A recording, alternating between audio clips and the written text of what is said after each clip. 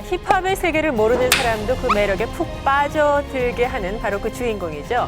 또 대한민국의 힙합이라는 장르를 제대로 정착시킨 주인공입니다. 타이거 JK, 오늘 백지연의 피플 인사에 대해서 모셨습니다. 안녕하세요. 안녕하세요. 예, 반갑습니다. 반갑습니다. 네. 네. 무대에서는 정말 파워풀하신데 네. 실물을 뵈니까 네. 조용하세요. 오늘 긴장을 좀 많이 해서요. 떨리네요, 생각보다. 힙합이 어떤 거예요? 모르는 사람이 여쭤본다면. 이제 설 일이 많은데요. 우선 빈민가나 이런 데서는 돈이 없었고 소외된 사람들이고 거리의 사람들은 그런 것들이 납득이 안 됐어요. 유럽이나 영국 쪽에서 오는 약간 그쪽에서 말하면 약간 소프트하고 정수된 그런 음악들에 대해서 감흥을 못 느꼈어요. 네. 거기에 나오는 이제 가사들은 모든 게 인생이 아름답고 행복하고 네. 예. 다른 나라 이야기 예, 같은. 누가 누구는 사랑했고 뭐 이런 게 굉장히 예, 네. 그 사람들이 듣기에는 동료같이 들리는 거죠. 그런 면에서 이제 어떤 사람들은 자기가 살고 있던 그 동네에 대해서 얘기를 하고 그거를 보여주게 되고 비디오를 찍어서 그거를 보여주고 이슈를 만들고 그러면서 힙합이라고 하고 힙합 안에서 랩은 저항 음악이고 특히 갱스터 음악이라고 이렇게 많이 오해를 하시죠. 근데 그 사람들한테는 저항적인 게 아니라 평소 생활인 거잖아요. 네. 그러니까 한마디로 자기 표현을 하는 문화죠. 네. 그러니까 그것도 이제 일부분일 뿐인데 편견이 있을 수 있다. 또 네네. 의상도 그렇거든요. 힙합 음악 하시는 분들 보면은 이렇게 화려한 엑세서리, 네네. 이렇게 많은 체인 이렇잖아요. 네네. 근데 그것도 이제는 힙합 안에서 패션도 굉장히 큰 요소의 하나예요. 그렇죠. 큰 옷을 입거나 지금 말하면 웃긴 얘기일 수 있는데 다 그렇던 건 아니지만 신발도 크고 형한테 물려받은 신발이라든지 그래서 그런 옷도 마찬가지고 네. 지금은 이제 패션에 대해서 너무 이제 인위적으로 하는 것도 있지만 예전에는 그런 처음 목걸이를 이렇게 주렁주렁 메고 다녔을 때 처음 하는 사람이잖아요. 네. 멋있다. 저 친구는 그러면 그건 그 친구의 스타일이 되는 거예요. 그걸로 유명한 사람이 있고 예를 들어서 모자에 태그를 안 띄고 쓰는 사람이 처음 그걸 시작하면은 그게 이제 그 사람의 스타일이 되는 거고 하는 건데 이런 것이 다 우리는 가난하지 않다. 너네들만큼 돈을 많이 벌 수 있다. 내 목걸이 봐라.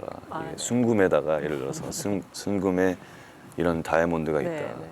그런 거에서 많이 이렇게 그런 어떻게 보면은 너희들은 안 돼 지저분해 성공할 수 없어 해서 그걸 보여주고 싶은 마음에서 시작된 것들이 되게 많아요. 방송에 처음 힙합을 들고 갔을 때 네. 하고 네, 요즘하고 너무 대별되시죠. 그렇죠. 처음 제가 95년대 앨범이 나왔었어요. 네.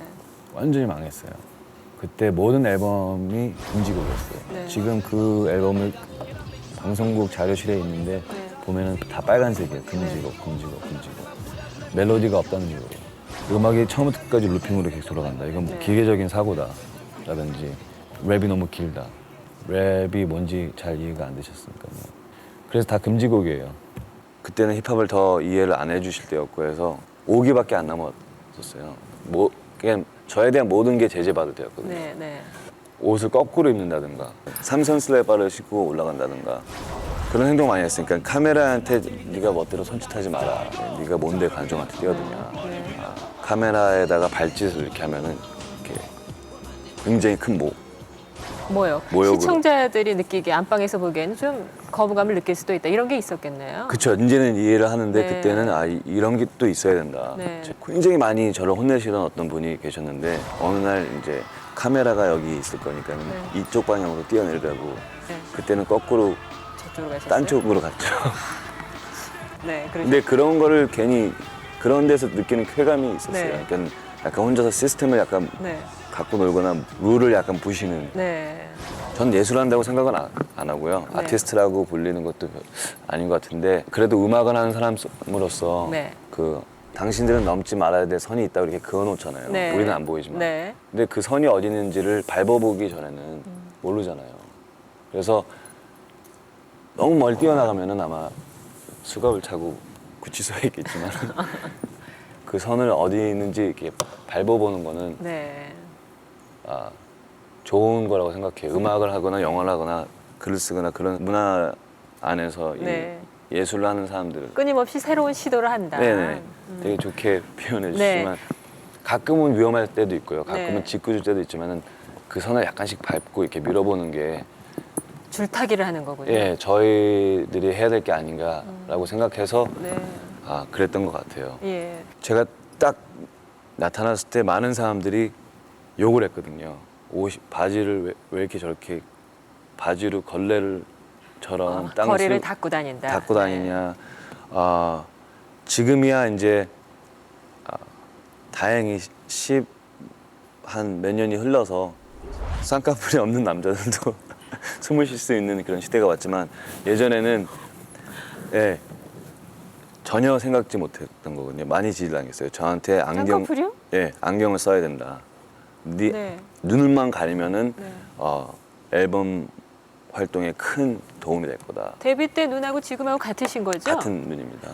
근데 그 눈이 왜 문제가 됐죠? 좋으신데요? 감사합니다. 약간 이제 숙성된 눈이고요. 예전에는 미소년을 바랬나요? 미소년을 바랐죠. 꽃미남을 바란 거죠. 제 사진을 걸어놓고 이 부분을 고쳐야 되고 이 부분은 이상하고 이 부분이 잘못된 것이라 지적을 받을 때 수치스럽고 모욕스럽고 고개를 끄덕이면서 수긍하는 척했지만 네. 그런 것들을 굉장히 많이 표출한 것 같아요. 그래서 지금 생각하면 보이밴드라든지 아이돌 그룹들을 네. 제가 꺼려하거나 네. 좋아하지 않거나 그러지 않아요. 네. 근데 그때 당시에는 네. 그 사람들이 불쌍해 보이기도 하고 그 사람에 대한 어쩌면 자격지심이라든지 열등감도 있었고요. 나도 저 사람만큼 할 수 있는데 그 겉모습 갖고 나는 왜 판단되냐 해서 그 사람들에 대한 거를 많이 썼어요. 처음에 너희가 힙합을 아느냐라는 곡을 만들었을 때도 지금 생각하면 되게 유치한 철학이 아닌 제 생각이었지만은 하나같이 꼭두각시 모두 같은 줄에 매달려서 춤을 추는 슬픈 삐에로 이대로 그냥 갈 수는 없어 슬픈 미래로 뭐 이러면서 이런 가식과 편견을 풀어야 된다 뭐 이런 제가 가사를 주로 썼거든요. 거의 그런 쪽이었어요. 얘네들은 지금 속고 있는 거다. 얘네들은 그런 유리 상자 안에 있고 그런 줄에 매달려서 똑같은 모습으로 그 사람들의 지금도 물건이 계속 돼서 그러지 않을까요? 뭐 트렌드만 바뀌는 거지. 그런 게 있지만은 이제 얼마큼 저도 느끼게 된 거죠. 네. 우리나라의 청소년들이나 아이들이 자신의 뭔가를 표출할 곳이 많지 않구나. 이 사람들을 보면서 뭔가를 느낄 수도 있는 거고, 네. 좋은 쪽으로도 갈 수도 있다는 걸 느꼈고요. 네. 좀 더 자유로워지시는 거네요, 오히려. 어떻게 보면 제 자신을 약간 비꼬고 싶고 그런 걸로 바뀌죠. 그러니까 내 혼자에 대한 얘기를 하는 게 더 우주적이구나 느꼈어요. 제 네. 개인적인 거에 대해서 쓸 때 그 다른 개인이 같은 거를 느끼고 있다면은 그건 더 큰 감동을 줄 수 있겠구나라는 걸 언제 느끼기 시작했죠. 최근에 나온 8집 앨범 얘기를 해야 될 것 같아요. 반응이 아주 좋아요. 요즘에 그 디지털 싱글이 대세인데 네. 2CD에 27곡이나 넣은 그런 정성, 네. 또 담고 싶은 많은 메시지가 어필했다고 보세요? 사람들은 필굿 사이드가 끝났을 때 다 박수 쳐줬거든요. 좋다, 이제 준비하자. 근데 저는 지하실에서 숨어서 문을 잠고 아니 나 아직 끝나지 않았다. 나는 다른 쪽을 만들어야지만 이 앨범이 끝난다 할 때 모두 경악을 금치 못했어요. 지금이 어떤 시대인데 지금 더블 CD로 2CD를 만드는 것도 미친 행동이지만은 한 면에 10곡 이상 담는 것도 미친 짓이다 지금은. CD를 사는 사람이 없는데 왜 이러냐 했는데 지금 움직여 주시니까 가능성을 약간 발견해서 그 사람들이 진짜 느낄 수 있는 노력, 이 사람들도 우리처럼 열심히 뭔가를 하려고 하는구나. 그런 어떤 코드가 맞으면은 이게 가능하구나. 그런 걸 느끼면서 약간 이제 아까 말한 다행이다. 네. 예. 직접 내 노래를 만드는 경우에는 가사나 그 곡 자체가 가수한테는 인생이기도 하고요. 네네. 또 내 정신 세계이기도 하잖아요. 네. 이번 8집에 담겨 있는 곡 중에서 몬스터 한번 대표적으로 들어볼까요? 들어보고 가사에 대한 이야기를 좀 집중적으로 나눠보죠. 2절에서 핵심적인 거는 마른 입술에 침을 발라버려. 그 거짓말쟁이들에 대한 거죠. 아, 그렇구나. 네. 입에 침이나 바르고 거짓말해. 네. 아, 머리가 나빠요. 그걸 아니, 아니, 알아들었어야 되는데. 아니 아무도 못 알아들어요. 아무도 이해 못한다면 의미가 없지 않나요? 메시지가 전달 안 되잖아요. 아 이런 것들 때문에 오해도 많이 받았어요. 그 말을 잘 못해서 저렇게 가사가 나온 거고 괜히 추상적인 걸 쓸 때가 많다. 네. 예. 한국말을 못해서다. 그러든지 아니면 글을 못 써서다. 뭐 실수를 쓴 거다 이런 것도 많았어요. 그래서 거기에서 나온 게 무당 들린 신처럼 흐트러진 내 어법은 가끔 모드를 예, 재워. 네. 나는 말장난하는 걸 좋아하고요. 여기저기 약간 암호를 넣어놓는 걸 좋아해요. 그거를 어떤 사람들이 캐치했을 때 굉장히 혼자서 즐기고요. 걸렸을 때. 근데 때로는 전혀 다르게 시신하고도 반응은 할 수 있겠네요. 네. 또 그렇게 다중적으로 해석되는 것도 즐기시고요. 가끔 완전 다른 쪽으로 해석이 돼서 저를 공격하는 걸로 돌아올 때는 네. 답답할 때도 있지만은 네. 참는 편이었어요. 아, 그냥 놔두세요? 예. 조용히 그냥 굴러다니게 산사태처럼 이렇게 커지게 놔두는 편이었어요. 근데 요새 약간 좀 약해졌어요. 요새는 어느 정도의 소통은 필요한 것 같고, 예. 설명을 해줄 필요가 있다고 느낄 때도 있고요. A45에 있었던 그 내용들은 제가 어떻게 멋있게 표현하려고 하던가, 뭘 숨기려고 하던가, 가사가 이렇게 되면 유치하면 어떡하지? 더 좋은 단어가 없어. 그런 거 생각 전혀 안 하고 그날 있던 상황과 제 감정을 그대로 쓴 거예요. 그게 곡이 될 수 있을지도 몰랐었고 제 할머님이 돌아가셨을 때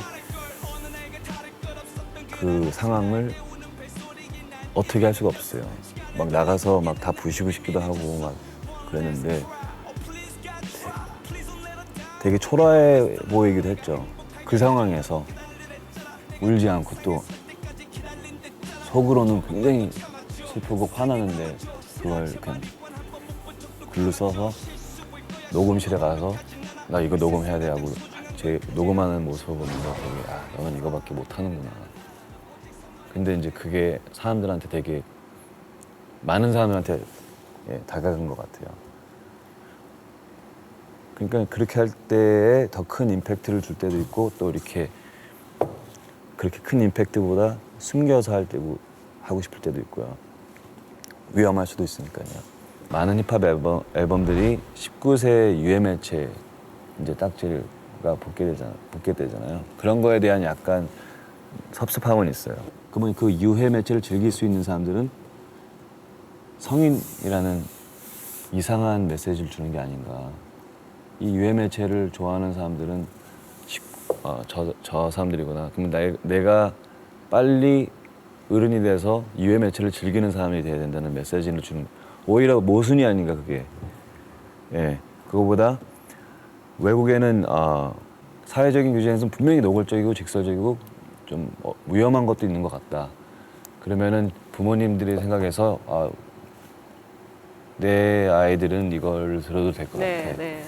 약간 그런 등급이 필요하지 않나. 유해라는 거에 대해서 약간 네. 섭섭함이 있는 거죠. 내 눈을 쳐다봐에서 보면은 15년째 이 짓거리 난 오직 한 길만 걸었거니 네. 한 그곳은 이미 추억거리가 돼버린 지금도 미련을 못 버려 꿈을 아직도 못 버려 이런 구절이 나오거든요. 네. 15년째 이 짓거리예요. 말 그대로. 꽤 오래 했다는 거죠. 그러니까 꽤 오래 하고 제가 이루고 싶은 게 있었는데 그거를 항상 안 된다고 그랬어요. 제가 공연할 수도 없고 방송에 나갈 수도 없어서 제가 찾아다녔어요. 처음에 한국에 오셨을 때. 예, 찾아다녔어요. 네. 그러니까 지하철이라든지 길거리라든지 밤무대까지 다니면서 난 타이거 제키는 래퍼인데 내가 이 무대에 있으면 아마 많은 사람들이 열광할 거다. 네, 네. 많이 비웃었죠.